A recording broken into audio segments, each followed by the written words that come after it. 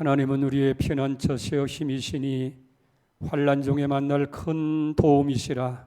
그러므로 땅이 변하든지 산이 흔들려 바닷 가운데 빠지든지 바닷물이 솟아나고 띠를 든지 그것이 넘침으로 산이 흔들릴지라도 우리는 두려워하지 아니하리로다. 셀라. 아멘.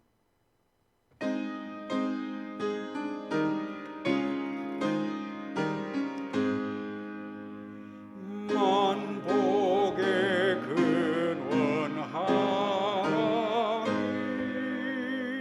온 백성 찬송 드리고 저 천사여 찬송하세.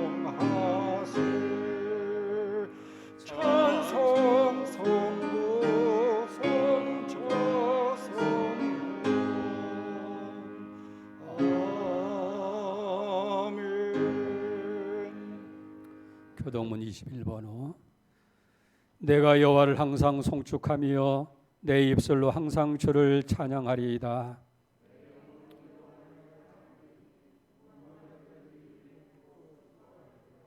나와 함께 여호와를 광대하시다 하며 함께 그의 이름을 높이세.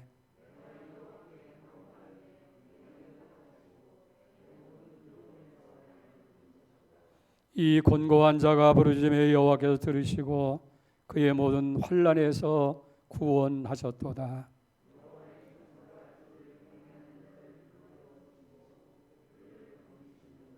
너희는 여호와의 선하심을 맛보아할지어다. 그에게 피하는 자는 복이 있도다.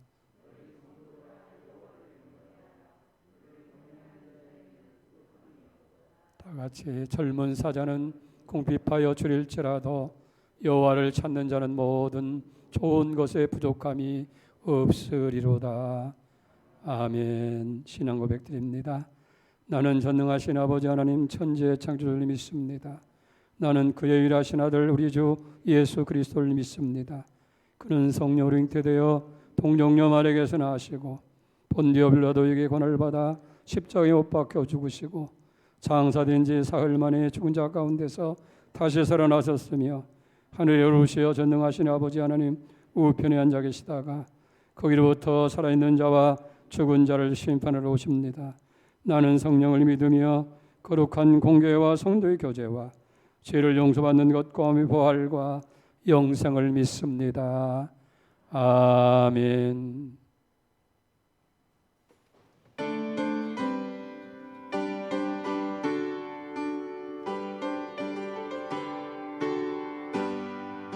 지난 일의 동안에 예수 인도했으니 주의 전에 모여서 감사 찬송합니다. 가장 복된 이날은 하늘 안식교로다. 가장 복된 이날은 하늘 안식교로다. 주의 공로 힘입어 은혜 주신 빌때에 화목하게 하시고 죄를 벗겨주소서. 세상 걱정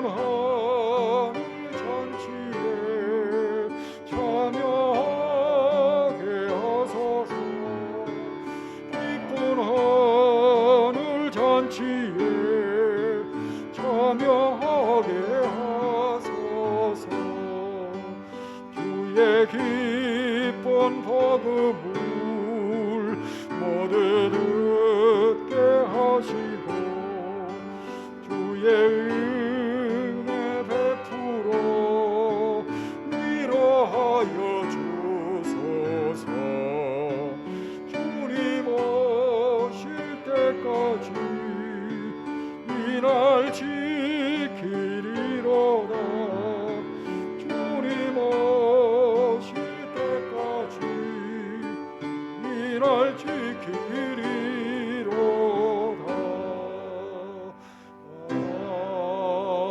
아멘. 사랑과 은혜가 풍성하신 하나님 아버지, 지난 한 주간도 우리를 지켜주시고 오늘도 영의 양식과 안식을 주시기 위해 불러주시니 감사를 드립니다. 이 시간 주님의 능력을 의지하여 나왔사오니 영혼이 새롭게 하여 주시고 하나님의 마음에 합당한 시간이 되게 하여 주옵소서. 세상 중에서 알게 모르게 지은 죄와 허물들을 회개하오니 주님의 보혈로 씻어주셔서 영과 육이 새로워지게 하여 주옵소서. 주의 진리로 인도하여 주시고 마음 문을 열어 주님의 영광만을 보게 하여 주옵소서. 코로나 장기화로 온 세상이 혼란 중에 있습니다. 경제는 물론이며 사람들의 마음도 척박해져 가는 이때 성령 하나님, 우리에게 위로와 평안을 허락하여 주시고 이 환란을 이겨낼 수 있도록 지혜와 용기를 더하여 주옵소서. 대통령으로부터 모든 위정자들에게 지혜를 허락하셔서 이 코로나 전국을 잘 헤쳐나아가 화합하며 하나 되게 하여 주시고 무엇보다 하나님의 말씀에 귀 기울이게 하여 주옵소서. 코로나로 인하여 모두가 어려운 중에도 육신의 병으로 고통 중인 이들에게 치유의 광선을 비춰주시고 시험을 당한 이들에게는 믿음의 회복을 주시며 물질의 어려움이 있는 이들에게는 차고 넘치는 축복을 주시옵소서. 저희의 삶이 간증이 되게 하여 주시고 하나님께 더욱 충성된 자들로 세워지게 하여 주옵소서. 이제 8월도 저물어 갑니다. 많은 행사들이 코로나로 인하여 연기된 중에 이제 각 부여름 수련회가 비대면으로 진행하고자 합니다. 주님께서 친히 임하셔서 준비한 모든 교역자들과 선생님들에게 지혜를 크게 주시고 참여한 모두에게 그 어느 해보다 풍성한 은혜로 채워 주시옵소서. 원로 목사님께서 주님의 말씀을 대언하십니다. 권세를 더하시고 능력으로 붙들어 주셔서 이 시간 참여한 저희 모두가 주님의 음성을 듣게 하여 주시고 은혜의 기쁨을 가지고 세상 중에 나아가 선한 싸움에 승리하게 하옵소서. 예배를 위해 수고하는 모든 손길들을 기억하시고 축복하여 주옵소서. 모든 성도들이 함께 찬양하며 예배드리기를 원하오며 지금도 살아계셔서 역사하시는 예수 그리스도의 이름으로 감사하며 기도드리옵나이다. 아멘.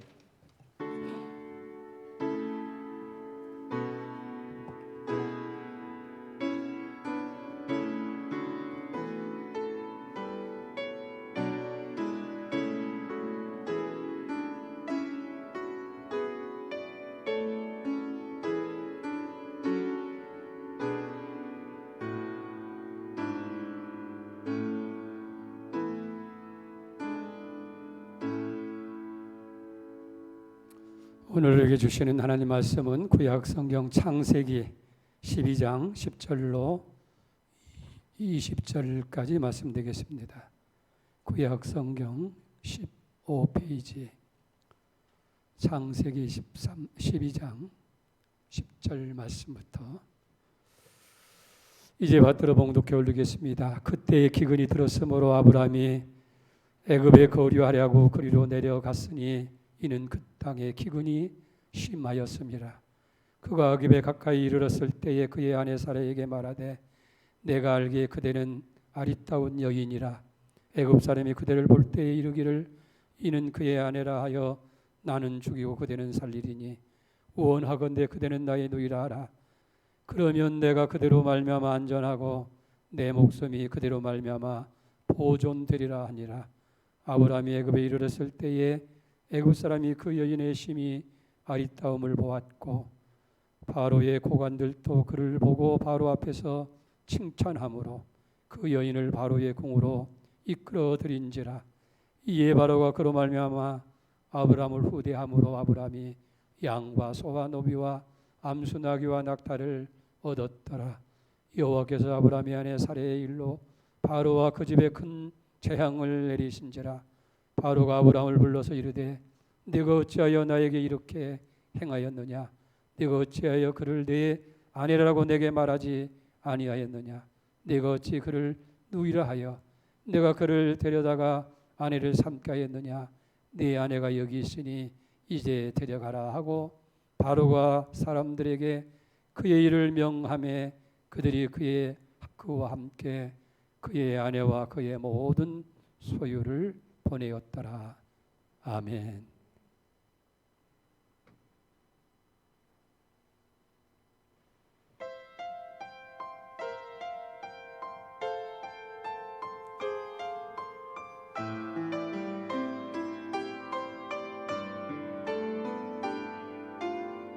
십자가의 보혈로 소망 얻은 내 생명 예수의 이름만 의지하네. 연약한 나의 영혼 무너지려 하여도 주의 피와 주의 약속이 나를 붙잡아 주시네. 안석이신 주님과 함께하네. 모래와 같은 세상에 서지 않으리. 안석이신 주님과 함께하네. 주 이름으로 승리하리. 승리의 나팔 소리와 함께 우리 주님 다시 오시는 날 예수의 의로 입고 그 앞에 금없이 서 있으리. 반석이신 주님과 함께하네. 모래와 같은 세상에 서지 않으리. 주님과 함께하네. 주 이름으로 승리하리. 반석이신 주님과 함께하네. 모래와 같은 세상에 서지 않으리. 반석이신 주님과 함께하네. 주 이름으로 승리하리. 주 이름으로 승리하리.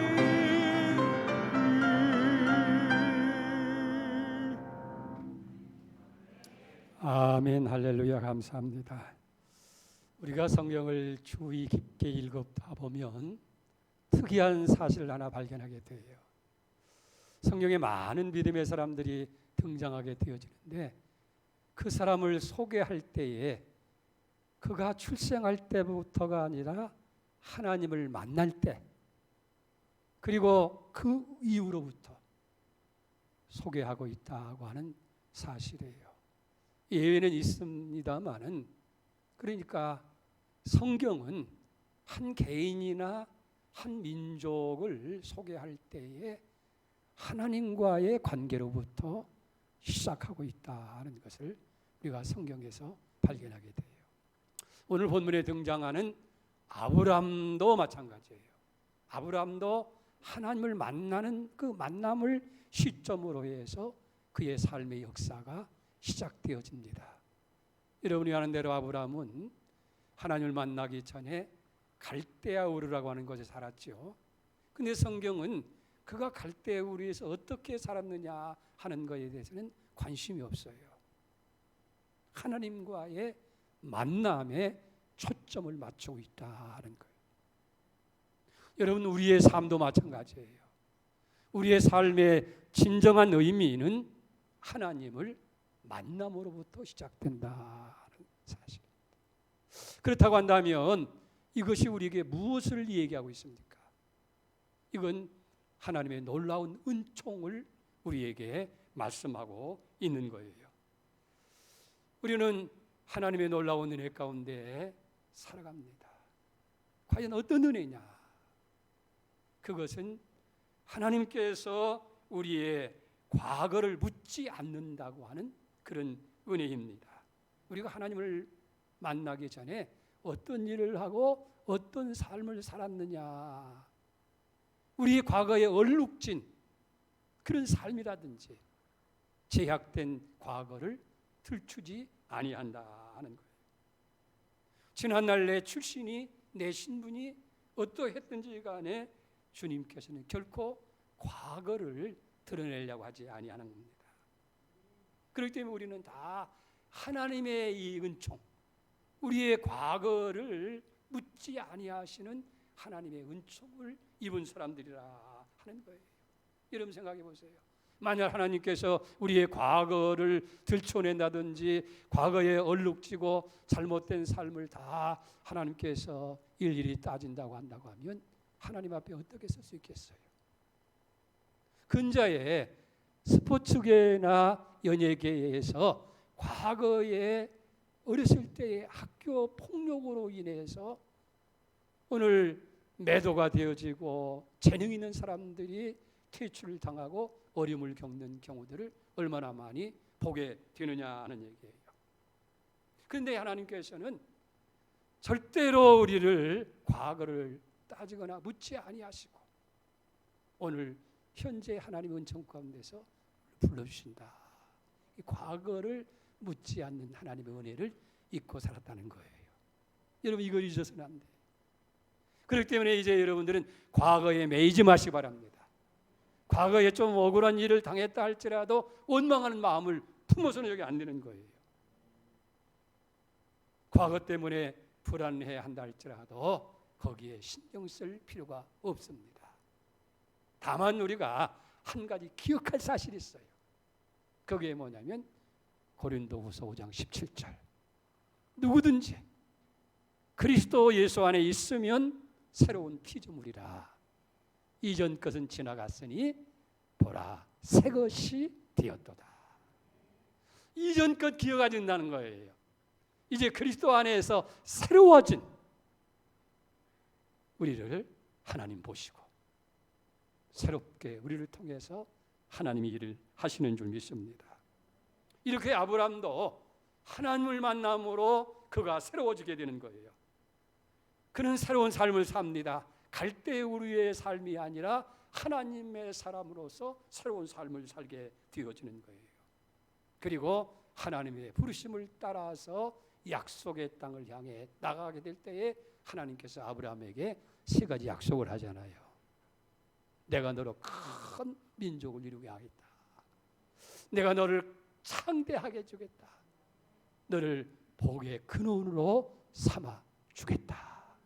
그리고 아브라함은 이 하나님의 약속을 믿고 하나님께서 지시하는 땅으로 가게 됩니다.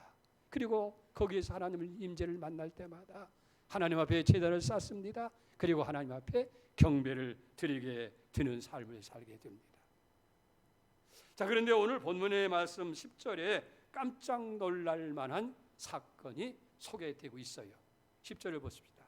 그 땅에 기근이 들므로 아브라함이 애굽에 거류하려고 그리로 내려갔으니 이는 그 땅에 기근이 심하였습니다. 당시 농경사회에서 이 기근이나 가뭄이라고 하는 것은 일상화된 거예요. 언제나 있을 수 있는 거예요. 근데 문제는 하나님께서 약속하시고 하나님께서 인도하시는 이 약속의 땅에 기근이 임했다는 사실. 그것도 보통 기근이 아니라 심한 기근이 임했다 하는 사실이에요. 자, 그렇다고 한다면 하나님은 무엇이냐는 거예요. 적어도 아브라함이 그 안락한 자기의 모든 삶의 터전을 다 버리고 하나님 지시하신 땅, 약속의 땅을 향해서 나가서 정작 도착한 그 땅에 이렇게 기근이 심할 수 있다느냐는 거예요. 만약 기근이 있음을 모르고 보내셨다고 한다면 하나님 무능하신 분이고, 기근이 있을 것을 알면서도 보냈다고 한다면 하나님은 참으로 무책임하신 분이 아니시냐 하는 거예요. 아브라함에게 큰 민족을 이루어주겠다, 내가 창대하게 하겠다, 복의 근원이 되게 해주겠다는 약속을 붙들고 정작 하나님께서 지시한 땅에 와봤더니 그 땅에는 뭐예요? 기근. 그래서 여기 황폐하고 기근이 심한 광야뿐이었다 하는 거예요. 자, 이런 상황에 직면하게 된 아브라함의 심정이 어떠했겠느냐 하는 거예요.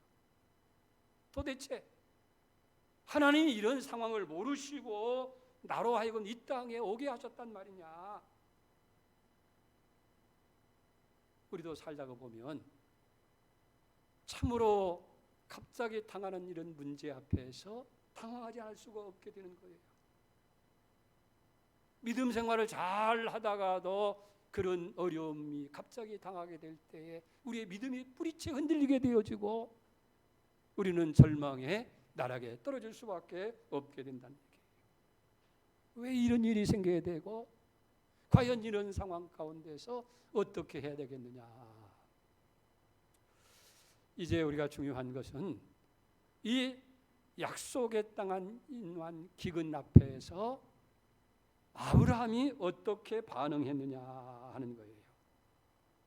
여러분, 중요한 것은 그 약속의 땅에 기근이 있느냐 없느냐, 시련이 있느냐 없느냐 하는 것이 중요한 것이 아니고 그런 시련의 때에 어떻게 행동을 했느냐 하는 것이 중요해요.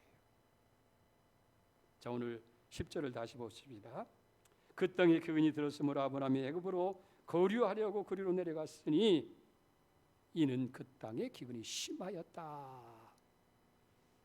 그러니까 믿음의 사람임에도 불구하고 보통 사람과 다를 바 없는 행동, 그 기근을 피해서 애굽 나라로 이사를 하게 되어졌다. 자신의 양식을 찾아서 떠나게 되어졌다 하는 거예요. 이렇게 기근이 한창인데 하나님의 말씀을 언제까지 믿고 있으란 말인가? 아니면 어디에도 하나님의 모습은 보이지 아니하는데 여기 그대로 있다가는 우리가 다 굶어 죽을 판이고 망할 수밖에 없다. 그러니까 우선 살 길을 찾고 보자 해서 양식을 구하기 위해서, 얻기 위해서 애굽으로 이사를 하게 되어졌다 하는 거예요. 그러나 여러분, 이걸 우리가 아셔야 돼요. 여기 깨닫지 못하는 게 하나 있어요. 하나님이 얼마나 큰 약속을 하셨고 그 약속이 어떻게 이루어지느냐 하는 것도 중요하지만은 정작 하나님의 축복이 우리에게 주어졌을 때 그것을 담을 수 있는 그릇이 중요하고 그걸 감당할 만 인격이 중요하다 하는 사실이에요.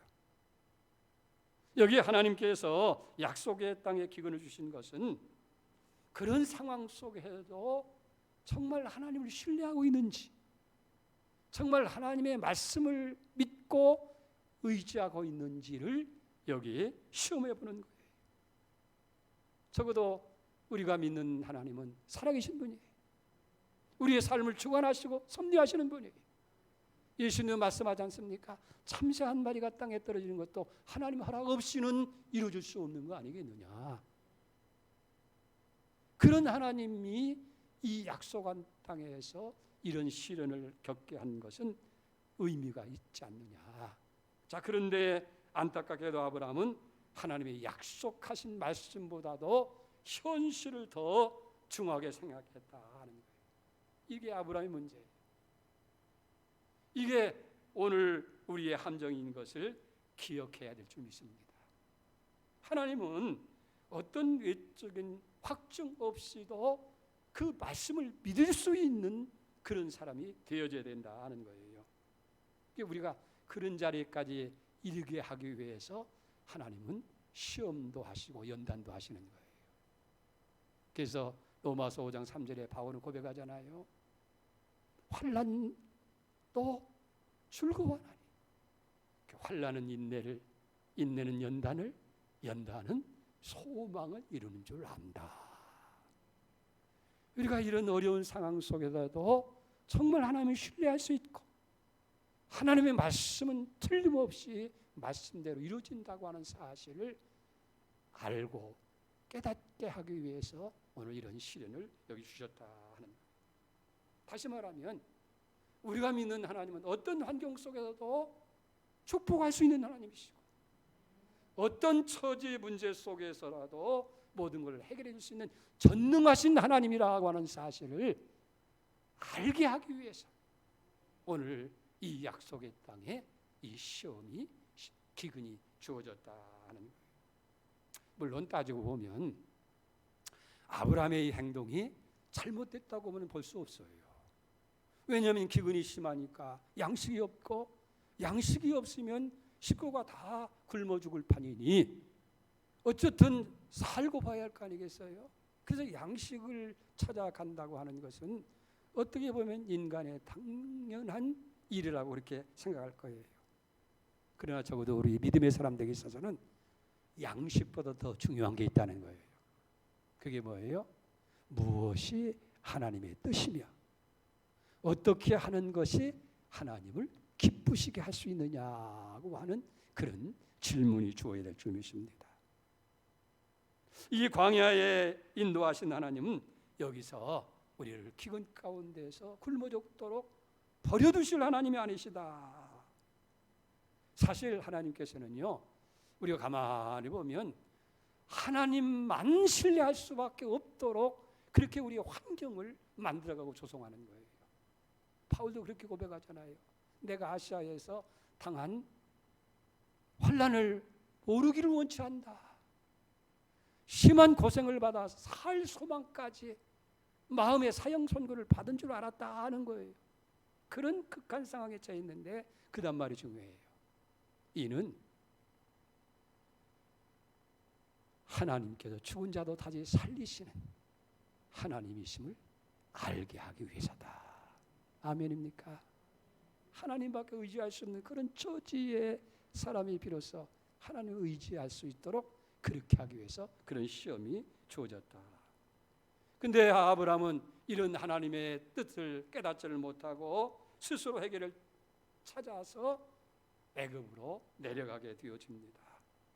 오늘 우리 가운데서도 어려운 문제 앞에서 하나님을 의지하지 아니하고 인간의 방법으로 빠져나갈 그런 생각, 그런 국립 가운데에 있는 사람이 있을지도 모른다 하는 거예요. 믿는다는 게 뭐예요? 믿음으로 사는다는 게 뭐예요? 그냥 지식적으로 생각으로만 우리가 믿는 것이 아니라 어떤 처지 어떤 상황 속에다도 전능하신 하나님을 믿을 수 있어야 돼요.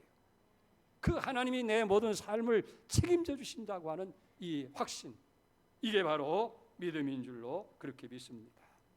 하나님은 여전히 전능하신 분이에요. 무에서 유를 만드시는 분이에요. 없는 것도 있게 하실 수 있는 전능하신 하나님이시라고 하는 것을 여러분 시험해 볼 수 있는 서로의 기회를 하나님께서 여기 아브라함에게 주신 것이고 오늘 우리 삶 가운데도 주시는 줄로 믿습니다. 그렇기 때문에 사탄은 우리를 망하게 하기 위해서 시험을 주지만은 하나님은 우리가 믿음의 장부가 되어주고 더 성숙한 믿음의 사람이 되기 위해서 연단도 시련도 어려움도 허락하시는 줄 믿습니다. 만약 우리가 이 사실을 깨닫고 알 수만 있다고 한다면 우리는 더 풍성하신 하나님의 축복의 세계에 나가게 되어질 줄로 그렇게 믿습니다. 자, 그런데 대개 사람들은 이런 위기 앞에서 인간에게 먼저 찾아오는 것이 믿음이 아니라 합리주의라는 거예요. 세상의 경험이나 지식을 가지고 그 문제를 해결하려고 하는 거예요. 여러분, 합리주의가 뭐예요? 우리가 아무리 입으로 하나님을 외친다고 하지만은 하나님이 없는 것처럼 행동하는 사고 방식, 그게 합리라는 거예요. 오늘 이 시대에는 합리주의가 세상을 지배하고 있는 거예요. 아브라함도 그런 합리주의에 빠져서 따져보는 거예요. 야, 기근이 심하다. 기근은 결국은 가축의 상실을 의미하고, 가축이 다 없어지게 되면 우리는 다 굶어 죽을 수밖에 없는 것이 아니겠느냐. 그래서 그때 아브라함이 생각한 것이 뭐냐면, 애굽으로 가면 되겠구나. 거기는 풍성한 곡창지대가 있고 많은 양식이 있다. 설사 기근이 있다 할지라도 이 황폐한 광야 같은 이 가나안 땅과 같겠느냐. 그래서 이 아브라함은 애굽으로 내려가기로 결단을 내리게 되어집니다. 아무리 하나님이 약속한 땅이고 하나님 말씀을 통해 약속했지만은 지금 현재 하나님께서는 아무런 일도 하지 않느냐. 그러니 빨리 양식을 얻기 위해서 하루라도 빨리 애굽 땅으로 내려가는 것이 상책이다. 이게 아브라함이 생각한 합리예요. 오늘 우리가 신앙생활한다고 할 때는 신앙이라고 하는 건 합리를 초월하는 거예요. 인간의 상식을 초월하는 거예요. 인간의 경험을 초월해서 살아 역사하시는 하나님을 신뢰하고 하나님의 말씀을 붙드는 것, 그것이 믿음 생활인 줄 믿습니다. 자, 그런데 보세요. 합리화를 시작하게 되니까 한 걸음 더 나가게 됩니다. 애굽을 향해서 내려가다가 한 가지 사실을 깨닫게 되는 거예요. 같이 가고 있는 아내를 바라보니까 너무나 아름답다는 거예요. 그래서 틀림없이 애굽 땅에 가면 아름다운 아내를 빼앗기 위해서 애굽 사람들이 자기를 죽이고 아내를 취할 것이다. 그래서 그러면 어떻게 하느냐? 내 아내를 누이라고 하자. 그것도 거짓말이 아니에요. 왜? 그 아내 사라가 의삼촌의 딸이기 때문에. 그래서 오늘 13절을 보게 되어지면 원하건대 그대는 나의 누이라 하라. 그러면 내가 그로 말미암아 안전하고 내 목숨이 그대로 말미암아 보존하게 되리라. 보세요. 한번 하나님의 말씀을 의심하고 말씀을 떠나게 되면 매사가 불신앙적인 생각 속에 빠지게 되고 그런 결정을 내리게 된다는 거예요. 가나안 땅에서 하나님을 신뢰할 수가 없으니까 이 애굽 땅에서도 하나님을 의지한다는 것이 더 힘들고 어려울 수밖에 없게 되어졌다는 거예요. 자, 이렇게 합리적으로 계획하고 생각했던 그 결과가 어떻게 되어졌어요?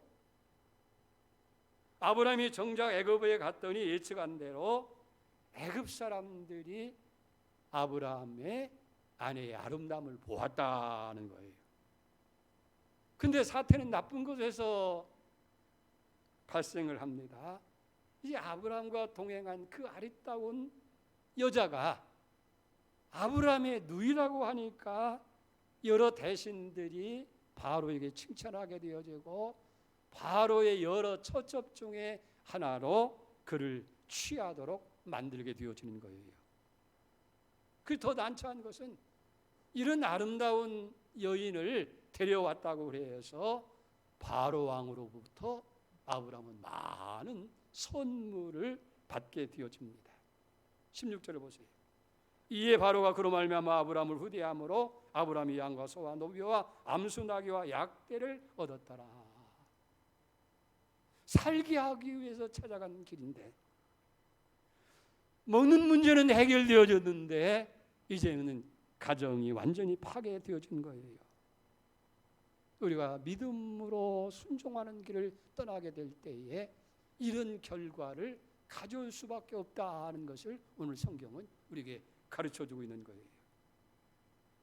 그리고 이런 상황에서 어떻게 보면 하나님 말씀을 의지하고 하나님 믿는다고 하는 것이 다른 인간적인 방법을 취하는 것보다 더 어려울 수도 있는 거예요. 그러나 어려움 가운데서도 불가능한 것 같은 것 상황 속에라도 하나님을 의지하게 되어질 때에 문제는 쉽게 해결될 수 있는 것을 얼마든지 우리가 성경에서 볼 수 있지 않겠습니까? 아브라함은 합리적인 생각을 가지고 이 문제를 해결하고 풀어보려고 곡장 시대인 애굽으로 내려갔다가 또 아내를 이제 누이라고 해서 살 길을 열리고 또 먹을 것은 생겼을지 모르지만은 어려운 낭패에 처하게 됐잖아요. 자, 그런데 보세요. 아주 중요한 것을 오늘 성경은 말씀하고 있습니다. 그건 뭐예요? 하나님을 멀리하고 비록 하나님의 말씀을 불신앙하고 이제 멀리 떠나서 위기에 빠진 아브라함이지만은 하나님은 그냥 버려두신 분이 아니시라는 거예요. 우리 사람 같으면 에이, 놈 잘됐다, 한번 고난을 당해보라 하고 그렇게 하는지 모르지만은 하나님 그렇게 하지 않았어요.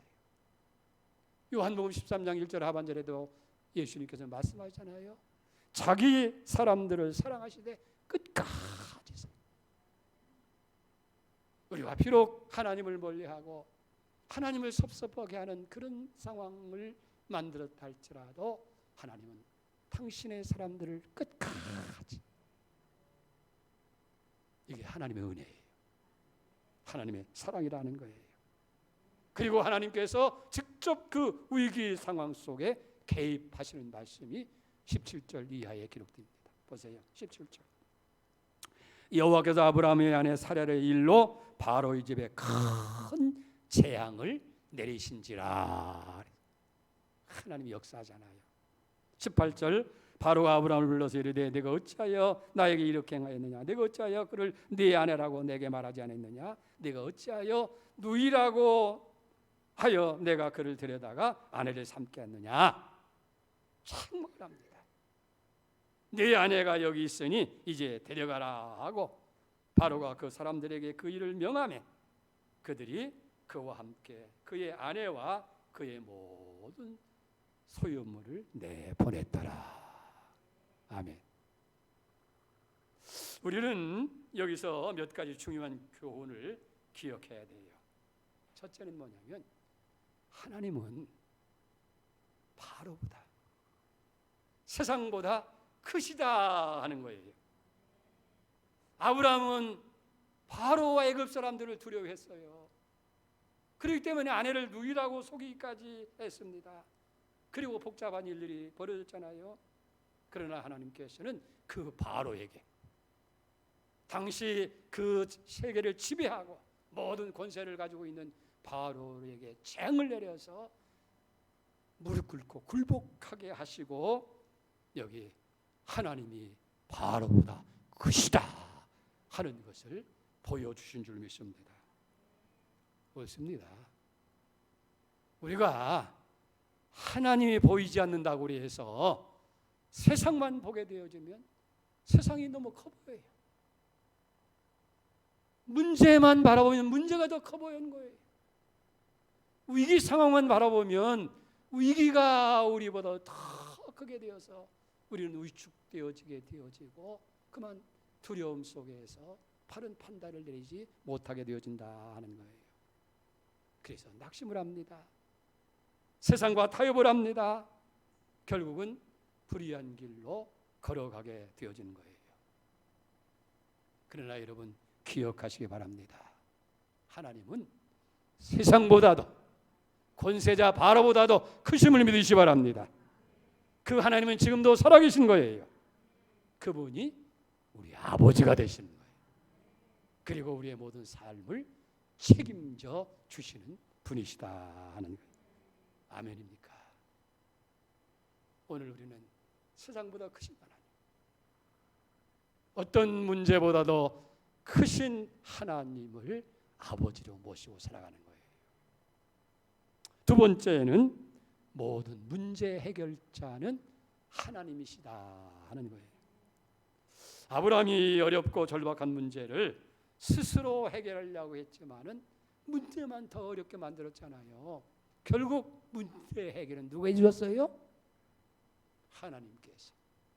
그래서 아내도 다시 찾게 만드시고 바로로 하여금 많은 선물과 필요한 양식을 얻고 가나안 땅으로 다시 돌아오게 만드셨다.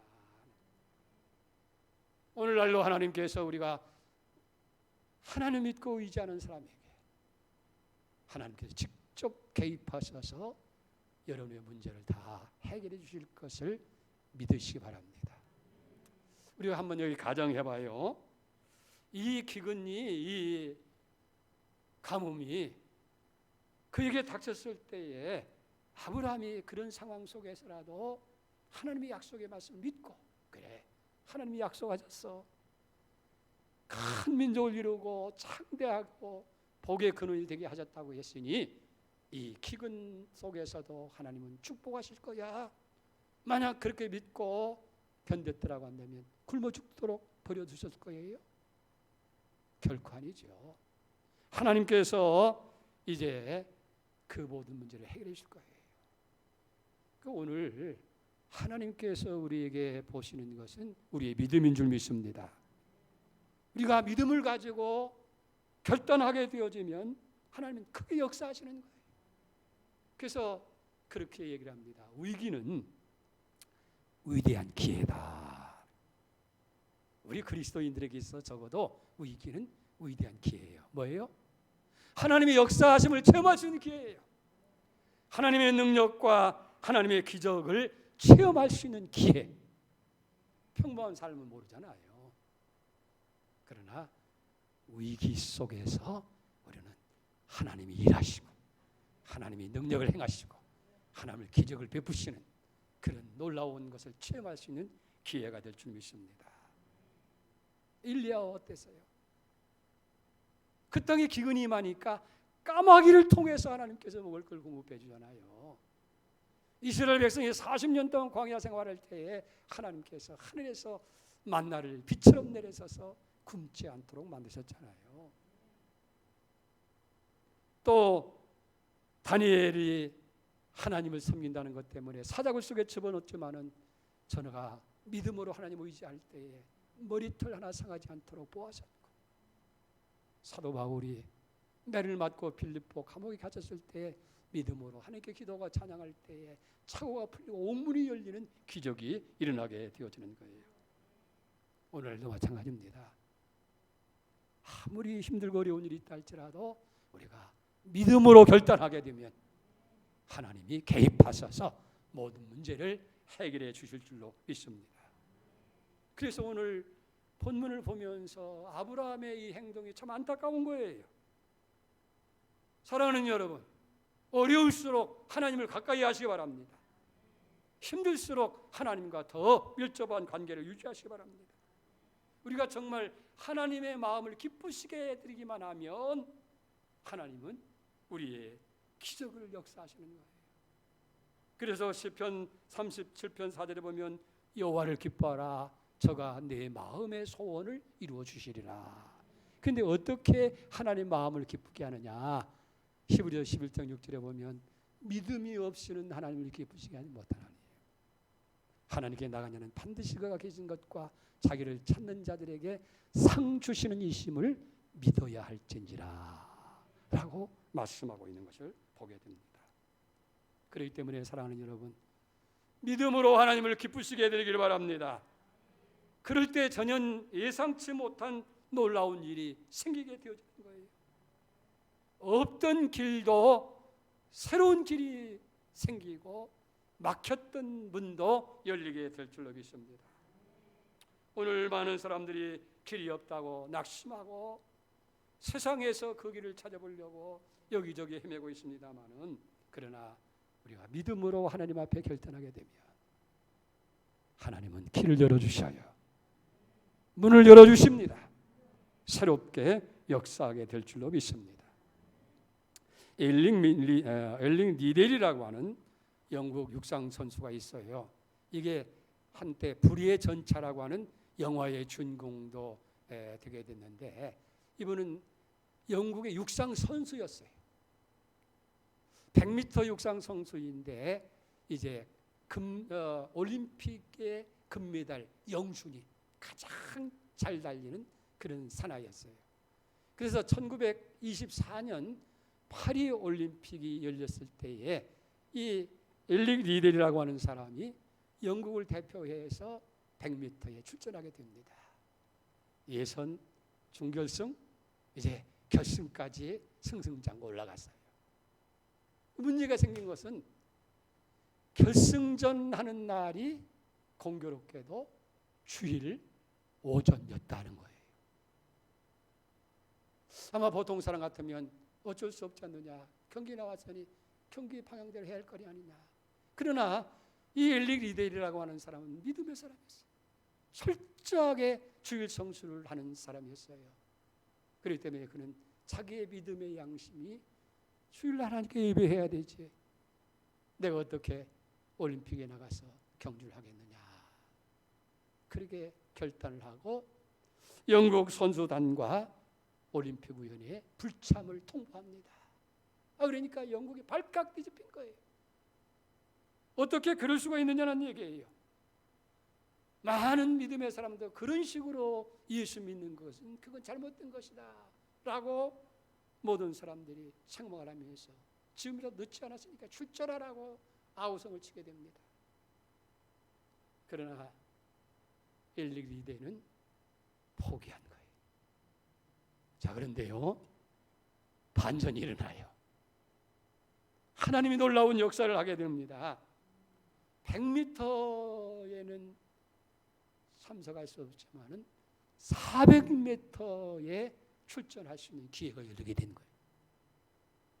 그래서 400m, 100m 달리는 선수가 400m는 달릴 수가 없는 거예요. 그런데 출전했는데 예선, 중결승을 다 결과하고 마지막 결승전이 왔을 때에 그가 출발을 하는데 마치 100m를 뛰는 선수처럼 그렇게 뛰는 거예요.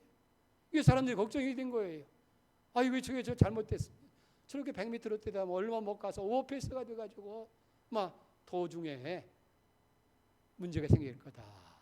그랬는데 사람의 생각과는 관계없이 그 속력을 가지고 400m 1등으로 골에서 올림픽 신기록을 세우고 금메달을 얻게 된 거예요. 나중에 한 기자가 그런 인터뷰를 한 거예요. 당신 무식한 거 아니냐? 어떻게 육상의 ABC도 모르냐? 400m를 뛰면서 100m 뛰는 그 속력으로 뛰게 된다고 하면 도중에 문제가 생길 거 아니냐 했더니 이 에델리더가 하는 얘기가 200m는 내 힘으로 달렸습니다. 나머지 200m는 하나님께서 달리게 하셨습니다. 라고 그렇게. 그래서 영국에 있는 모든 사람들이 그 금메달에 환호를 하게 되고 그의 신앙에 오히려 찬사를 보내게 되었다는 거예요. 그리고 그는 살아생전에 하나님을 많은 사람들에게 증거하는 복음의 전도자로 아름다운 삶을 살게 됐다는 거예요. 여러분, 우리는 오늘 누구나 다 어려운 시대를 살아갑니다. 생각지도 못했던 코로나19로 인해서 우리 경제가 위축되어지고 삶이 위기가 오고 더 문제가 되어지는 것은 신앙생활에 예배에 이런 어려움이 올 거라 누가 여기 생각이나 했겠느냐는 얘기예요. 그러나 하나님은 살아계십니다. 오늘도 우리를 위해서 하나님께서는 역사하고 계신 거예요. 우리가 정말 믿음으로 결단하고 하나님을 의지하게 되어질 때에 여기 아브라함과 같은 착오를 우리가 저지르지 않을 때에 사랑하는 여러분, 하나님은 세상보다 크신 거예요. 코로나19보다 더 크신 거예요. 어떤 권력의 힘보다 더 크신 하나님이신 줄 믿으시기 바랍니다. 그리고 모든 문제의 해결은 하나님이 해주신다. 믿음을 가지고 하나님을 기쁘시게 할 때 하나님의 승리가 여러분에게 될 줄 믿습니다. 기도합니다. 하나님 아버지, 믿음으로 약속의 땅에 이르렀을 때에 이기치 않는 기근으로 인해서 아브라함은 당황을 하게 되고 합리적인 생각에 따라서 애굽에 내려갔지만은 더 큰 문제에 봉착하고 만 것을 보게 되어집니다. 이것이 아브라함의 문제일 뿐만 아니라 오늘 우리의 문제가 아닙니까? 하나님을 믿는다고 하면서도 우리는 쉽게 세상과 타협하고 문제 앞에서 절망을 하고 하나님이 없는 자처럼 행동할 때가 얼마나 많은지 알 수가 없습니다. 어려운 때일수록 위기는 하나님의 능력을 체험할 수 있는 위대한 기회가 됨을 깨닫고 더 믿음으로 결단할 때에 세상보다 문제보다 크신 하나님의 역사를 보게 되고 진정한 문제 해결자가 하나님이신 것을 체험하게 될 줄 믿습니다. 오늘 이 믿음을 가지고 살아가는 저들 되게 하여 주시옵소서. 예수님의 이름으로 기도올리옵나이다. 아멘.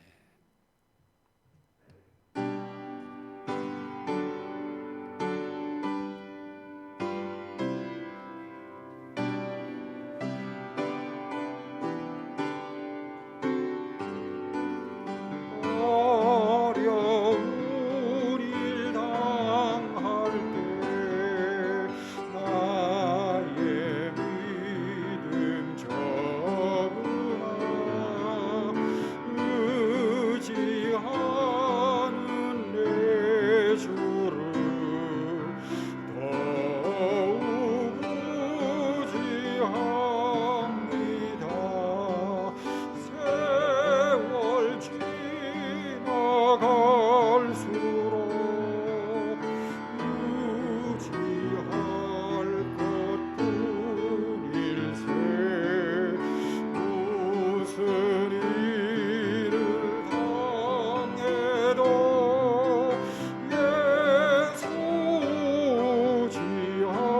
예수지합니다. 밝을 때의 노래와 밝을 때의 노래와 어두울 때의 기도로 위태할 때 도움을 주께 간구합니다. 세월 지나갈수록 유지할 것뿐일세. 무슨 일을 당해도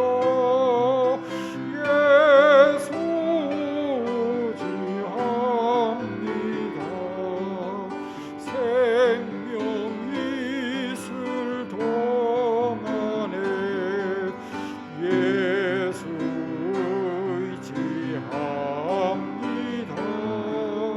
천국 올라가도록 유지할 것뿐일세. 세월 지나갈수록 유지할 것뿐일세. 무슨 일을 당해도 예수지합니다.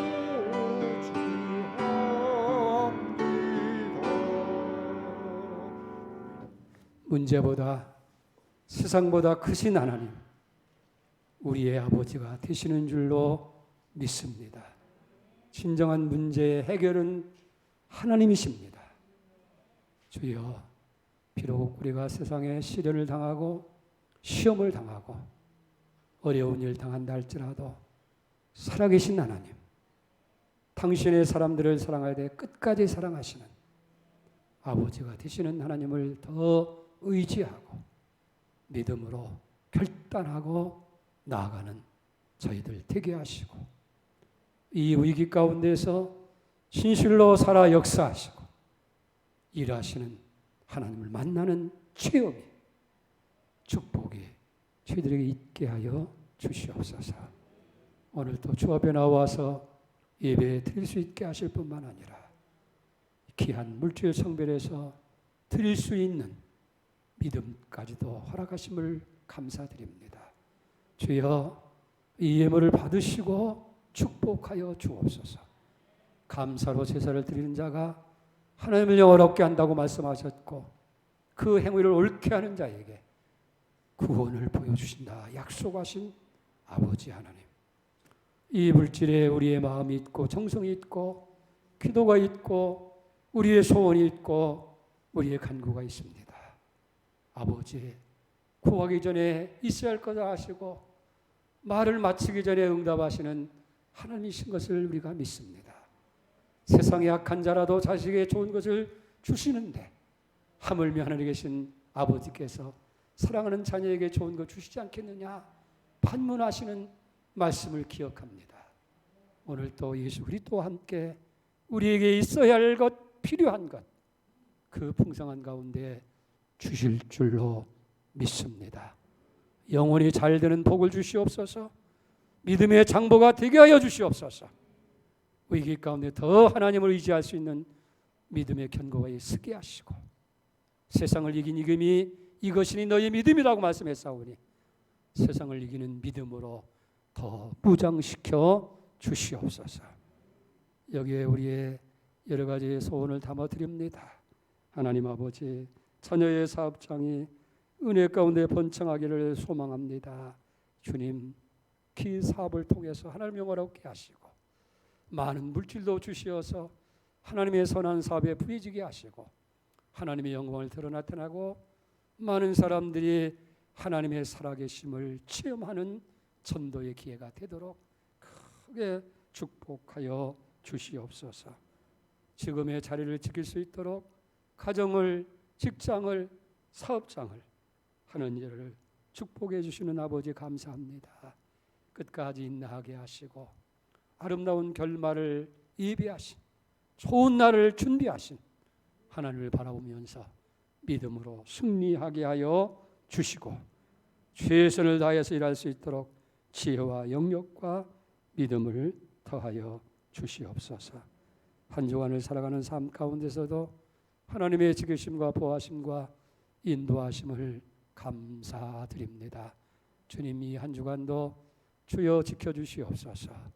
주님, 여러 가지 폭우와 그리고 폭염과 태풍 가운데서도 지키시고 안보하여 주시오며 코로나19도 속히 정리가 되어져서 자유롭게 생활하고 신앙으로 믿음으로 예배할 수 있도록 도와주시옵소서. 아름다운 찬양으로 영광을 돌렸습니다. 그리고 흩어져 있는 모든 성도들, 그리고 양문교회를 향하신 하나님의 선한 뜻들이 아름답게 이루어지게 하여 주시옵소서. 주님 감사하오며 예수님의 이름으로 축복하며 기도 올려옵나이다. 아멘.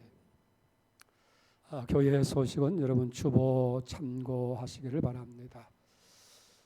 아직도 비대면 4단계가 계속되고 있는 것을 안타깝게 생각을 합니다. 그러나 여기도 하나님의 섭리가 있을 것을 믿고 우리가 끝까지 낙심하지 말고 최선을 다해서 이겨내는 그런 지혜가 있길 바랍니다. 교회에서 리더십 아카데미가 시작되어지는데 여러분들이 많이 신청을 해주시고 이런 때일수록 더 진리에 굳게 설 수 있도록 그렇게 해주시면 감사하겠습니다. 담임 목사는 2주간에는 휴가 기간 중간에 있으니까 여러분들이 혹시 교회에 무슨 목사님에게 연락할 거 있으면 준비했다가 교구장들을 통해서 연락하시도록. 기타의 것들은 여러분께서 초보를 참고할 수 있기를 바랍니다. 우리 다 자리에서 일어나십시다. 서로 옆 사람 같이 인사를 나누십시다. 반갑습니다.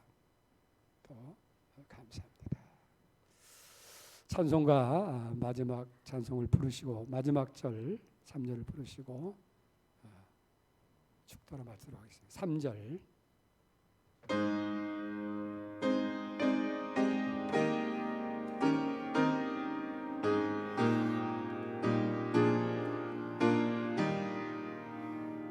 끝까지 긴 자에게 긴 옷을